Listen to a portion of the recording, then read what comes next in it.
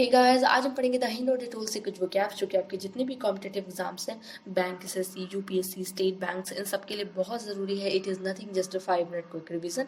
You must take 5 minutes, okay. तो आप में से कल एक स्टूडेंट ने मेरे से पूछा था कि आपको वोकैब्स कितने टाइम पहले प्रिपेयर करना चाहिए।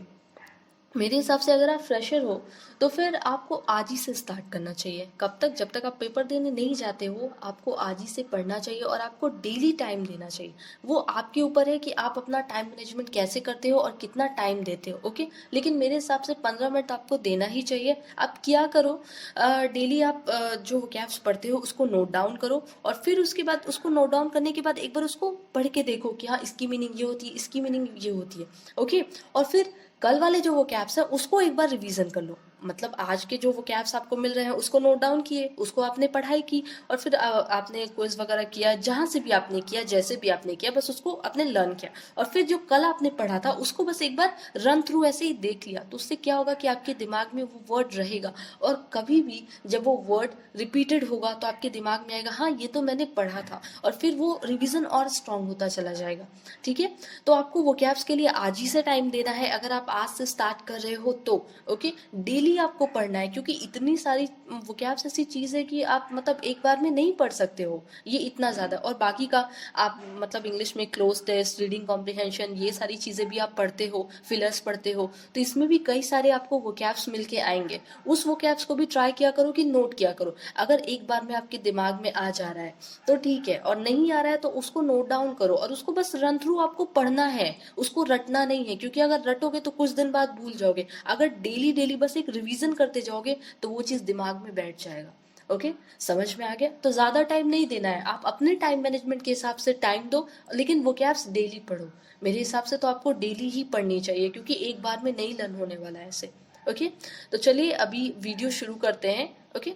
तो सबसे पहला वर्ड है टर्न आउट। टर्न आउट की हिंदी मीनिंग होती है उपस्थित होना, यानी कि कहीं प्रेजेंट होना क्या कहलाता है? Turn out, okay. कहीं पे भी मतलब स्पेशली किसी मीटिंग में गेट टुगेदर है तो वहां पे क्या होना? उपस्थित होना, किसी भी पर्सन का प्रेजेंट होना या किसी ग्रुप का प्रेजेंट होना, ओके, किसी ऑर्गेनाइजेशन का प्रेजेंट होना क्या कहलाता है? टर्न आउट, यानी कि उपस्थित होना। The number of people who go to a meeting, sport event etcetera, यानी कि जो नंबर ऑफ पीपल क्या होते हैं, मीटिंग के लिए गए, स्पोर्ट्स के लिए गए, मतलब उन लोग की जो उपस्थिति है, जो प्रेजेंस है, वो क्या कहलाता है? Turn out, okay. इसके synonyms attendance, assemblies, audience, congregation and crowd, ये इसके सिनोनिम्स है। नेक्स्ट नेक्स्ट है चीजल। चिजल की हिंदी मीनिंग होती है a tool with a sharp and that is used for cutting और शेपिंग वुड, ओके। मैंने सॉरी हिंदी नहीं लिखी इसकी।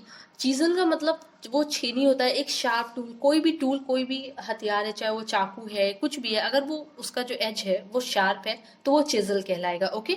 स्पेशली इसका मीनिंग होता है छेनी, ओके। छेनी आपको पता होगा ना, छीनी हथौड़ी आपने सुना होगा, बस वही है।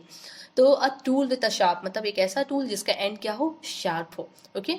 इसके synonyms blade, knife, edge, edge and gouge, ये इसके सिनम्स हैं। सिनम्स नहीं कह सकते हो, मतलब इन सबको हम चिजल ही कहते हैं, ओके।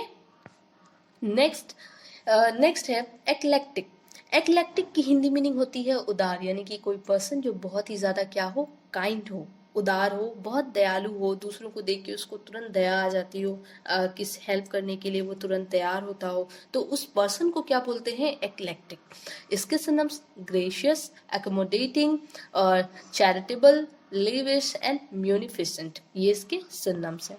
Next thrilled. थ्रिल्ड यानी कि कोई चीज जब बहुत मजेदार हो, आपने ये अक्सर मूवीज वगैरह में ये वर्ड सुना होगा, थ्रिल्ड, यानी कि थ्रिल से भरा है, सस्पेंस से भरा है। थ्रिल यानी कि बहुत मजेदार है, ओके, बहुत ही ज्यादा अच्छा है, एकदम आपके लिए बहुत ही ज्यादा एक्साइटमेंट होने वाला है, इंथुजियास्टिक होने वाला है, काफी अच्छा होने वाला है, मतलब बहुत ही अच्छा, कोई चीज बहुत ही काफी ज्यादा अच्छा, जिसको आप कह सकते हो एक अच्छे लेवल पे, उसे कहते हैं थ्रिल। थ्रिल का मतलब बहुत खुश भी होता है, अपार खुशी होती है ना, जब बहुत खुशी मिल जाती है। जैसे आपको पता चला आपने एग्जाम दिया था बैंक का या किसी एसएससी का और आप उसमें सेलेक्टेड हो गए, तो आप क्या होगे? एकदम आप थ्रिल्ड हो जाओगे, यानी कि बहुत खुश हो जाओगे, तो वहां भी बोलते हैं हम उसको, ठीक है। तो एक्सट्रीमली प्लीज एंड एक्साइटेड, बहुत ज्यादा खुश होना या एक्साइटेड होना। एक्सट्रीमली लगा यानी कि बहुत ज्यादा।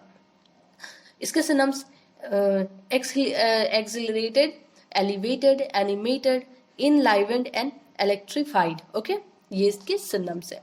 नेक्स्ट इन्फ्लुएंस, इन्फ्लुएंस की हिंदी मीनिंग होती है प्रभाव, प्रभाव या प्रभावित होना। किस जैसे होता है ना कि हम या फिर हम क्या होते हैं, कभी कभी किसी पर्सन से क्या होते हैं कि प्रभावित होते हैं, यानी कि वो इंसान इतना अच्छा होता है कि हम सोचते हैं कि हमें भी वहां तक पहुंचना है और हमें भी उसके जैसा बनना है। Okay, the power of effect change और कंट्रोल समबडी एंड समथिंग, यानी कि एक ऐसा पावर होता है जो किसी पर्सन को कंट्रोल कर सके और किसी पर्सन को चेंज कर सके, यानी कि प्रभाव डाले। अब जो प्रभाव डालता है वो प्रभाव क्या है, एक पावर ही है ना कि हम उसके जैसा बनना चाहते हैं, तो वहां पे वही चीज है।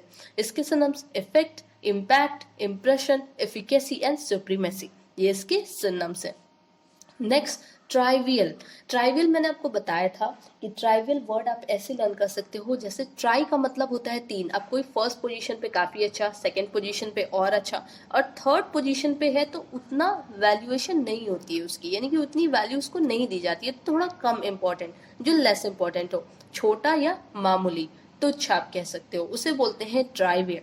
तो ऑफ लिटिल इंपॉर्टेंस यानी कि बहुत कम इंपॉर्टेंस हो, नॉट वर्थ कंसीडरिंग, बहुत ही ज्यादा उसको माना ना जाए। ओके, इसके सिनोनिम्स हो गए इनसिग्निफिकेंट, इनकॉन्सिक्वेंशियल, माइनर, इनएसेंशियल एंड पिटी, ये इसके सिनोनिम्स हैं। नेक्स्ट रेवोल्यूशन, रेवोल्यूशन की हिंदी मीनिंग होती है क्रांति यानी कि विद्रोह। ओके, अब इसमें होता क्या है कि कुछ लोग ऐसे होते हैं जिन्हें गवर्नमेंट का अगर ऑर्डर नहीं समझ में आया, उनको नहीं पसंद आया, तो वो क्या करते हैं, क्रांति करेंगे, विद्रोह करेंगे, यानी कि लड़ाई झगड़े पे उतर आएंगे, तो उसी को बोलते हैं क्रांति। Okay, action taken by a large group of people to try to change the government of a country, okay, especially by violent action, यानी कि जो लोगों के थ्रू जो भी एक्शन लिया जाता है गवर्नमेंट की, जो चाहे किसी कंट्री की गवर्नमेंट को चेंज करना हो, चाहे फिर किसी गवर्नमेंट का ऑर्डर चेंज करना हो, तो जो लोग एक्शन लेते हैं वो क्या कैसा लेते हैं, एकदम वायलेंट एक्शन लेते हैं गुस्से में, तो उसी एक्शन को बोलते हैं रेवोल्यूशन, यानी कि क्रांति, विद्रोह करना, किसी चीज का विरोध करना। ओके, इसके synonyms rebellion, revolt, insertion, mutiny, uprising and right. Okay, right मतलब दंगा। नेक्स्ट स्टैग्नेशन, स्टैग्नेशन का मतलब होता है स्थिरता यानी कि ठहराव। ओके, ठहराव, आपने सुना होगा कई बार स्टैग्नेंट वाटर, सुना है स्टैग्नेंट वाटर, स्टैग्नेंट का मतलब होता है ठहरा हुआ पानी। ओके, तो स्थिरता का मतलब भी ठहराव ही होता है, स्टैग्नेशन यानी कि ठहराव। अ सिचुएशन इन विच, चाहे कोई सिचुएशन हो चाहे कोई पर्सन हो, स्पेशली सिचुएशन के लिए ही यूज किया जाता है। A situation in which something stay the same and does not grow and develop. Okay, यानी कि एक ऐसा सिचुएशन आ जाना या फिर आपकी लाइफ में एक ऐसा स्टेट आ जाना जहां आप ग्रो नहीं कर पा रहे हो, सब कुछ एकदम नॉर्मल, एकदम न्यूट्रल हो रखा है, आप डेवलप नहीं कर पा रहे हो, उसी पे क्या हो, एकदम स्टैग्नेंट हो गए हो, एकदम ठहर गए हो, तो उसे बोलते हैं स्टैग्नेशन। इसके synonyms doldrums, idle, stagnancy, static, static physics सुना है, स्टैटिक का भी मतलब होता है ठहराव। Okay, and stationary. Next funeral, funeral की हिंदी मीनिंग होती है अंतिम संस्कार। ओके, ये तो वर्ड आप सब लोग जानते होंगे, अंतिम, जब किसी की डेथ हो जाती है तो उसके दौरान कई सारी चीज़ें की जाती है, मतलब कई सारे रस्म होते हैं आप कह सकते हो, ठीक है, उन्हें बरीड करना स्पेशली, और भी कई सारी, तो उन ऑल टोटल चीज़ों को क्या बोलते हैं, फ्यूनरल कहते हैं। Okay, ceremony usually religious for buying और बर्निंग अ डेड पर्सन, क्या करना, यानी कि उन्हें डेड पर्सन को जो दफनाना होता है उसे कहते हैं फ्यूनरल, यानी कि अंतिम संस्कार। ओके, इसके सिनोनिम्स ब्यूरियल, ब्राइंग है, इंटरमेंट है, इंटोमेंट है, एंड कमिटल एंड इनह्यूमेशन। ओके, इंटोमेंट सुना होगा ना, टोम मतलब होता है कब्र, TOMB टोम, और इंटोमेंट यानी कि दफना देना। नेक्स्ट एंड लास्ट आपका एक फ्रेजल वर्ब है पुट टुगेदर। पुट टुगेदर की इसका हिंदी मीनिंग होता है एक साथ रखना या फिर एकत्रित करना, कलेक्ट करना, किसी चीज को एक साथ रखना क्या कहलाता है, पुट टुगेदर कहते हैं ना। ओके, लेट्स पुट टुगेदर, चलो एक साथ रखते हैं, या फिर ऐसे ही है कुछ। रेफरिंग टू अ पुट यानी कि रखना, टुगेदर यानी कि एक साथ, तो रेफरिंग टू अ ग्रुप और पीपल और थिंग्स, चाहे किसी पर्सन को चाहे किसी सामान को अगर आप एक साथ इकट्ठा करते हो, एक साथ लाते हो, तो वो क्या कहलाता है, पुट टुगेदर कहलाता है। ओके, कंबाइन, ये इसके सिनोनिम्स हो गए पीस टुगेदर, कंसेंट्री, इनोसलेट एंड टोटलाइज, ये इसके सिनोनिम्स हैं। ये सारे आज के वोकैब्स थे आपके, आप डेली शाम में टेलीग्राम पे आए करो और वहाँ पे एक क्विक कह सकते हो कि हाँ क्विक रिवीजन ही है या फिर क्विज है, तो उसको आप डेली सॉल्व करो जिससे आपका रिवीजन और स्ट्रांग हो जाएगा। ओके, तो थैंक यू। और कोई भी अगर आपको डाउट होगा तो आप कमेंट सेक्शन में आप दोबारा पूछिएगा, ठीक है, फिर से आपको उसके आंसर्स मिलेंगे। और अगर क्लोज टेस्ट या रीडिंग कॉम्प्रिहेंशन से रिलेटेड कोई प्रॉब्लम है तो उसके ऑडियो टेलीग्राम चैनल पे पहले पे आप मीडिया पे जाओगे, वहाँ पे आपको तुरंत मिल जाएगा। Okay, thank you.